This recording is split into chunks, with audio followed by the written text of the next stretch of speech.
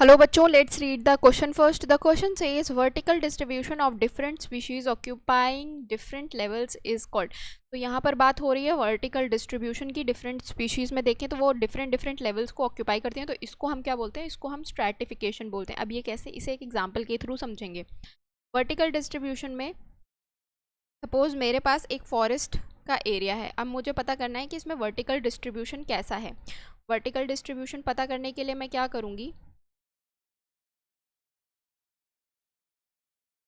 यहाँ पर ढेर सारे प्लांट्स हैं. अब फॉरेस्ट है तो जाहिर सी बात है प्लांट्स होंगे.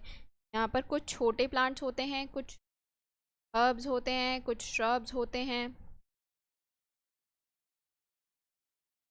अच्छा, कुछ ग्रासेस भी होती हैं. ये आपकी ग्रासेस हो गई, ठीक है. और कुछ उनसे थोड़े छोटे छोटे ये हो गए बुश. अब हम इनका स्ट्रैटिफिकेशन देखते हैं, वर्टिकल स्ट्रैटिफिकेशन. तो ये जो हैं ये एक अलग वर्टिकल जोन कैप्चर कर रहे हैं यहाँ से यहाँ तक. ये कौन से हैं? ये हैं ग्रास, ठीक है.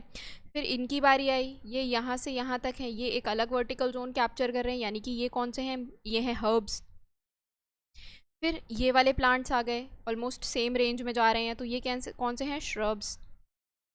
और ये हैं ट्रीज़, ये ट्रीज़ हैं. तो इनमें क्या है, सबसे ऊपर वाला वर्टिकल डिस्ट्रीब्यूशन में ये है, तो ये हो गया ट्री. तो इस तरीके से वर्टिकल डिस्ट्रीब्यूशन होता है डिफरेंट स्पीशीज़ का, जो कि ऑक्यूपाई करते हैं डिफरेंट लेवल्स.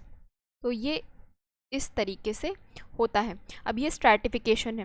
पॉपुलेशन नहीं बोलेंगे बच्चों. पॉपुलेशन में हम देखते हैं कि एक पर्टिकुलर स्पीशीज़ के कितने ऑर्गेनिज्म अवेलेबल हैं, तो उसे हम पॉपुलेशन बोलेंगे. इसमें हम डिफरेंट स्पीशीज़ को देख रहे हैं, तो इसे हम पॉपुलेशन नहीं बोलेंगे. डाइवर्सिटी की बात करें बच्चों, तो डाइवर्सिटी में हम डिफरेंट लेवल पे क्या क्या कौन कौन सी स्पीशीज़ प्रेजेंट है वो चीज़ नहीं देखते. डाइवर्सिटी में हम देखते हैं कितने कितने डिफरेंट स्पीशीज़ प्रेजेंट है इन अ पर्टिकुलर एरिया.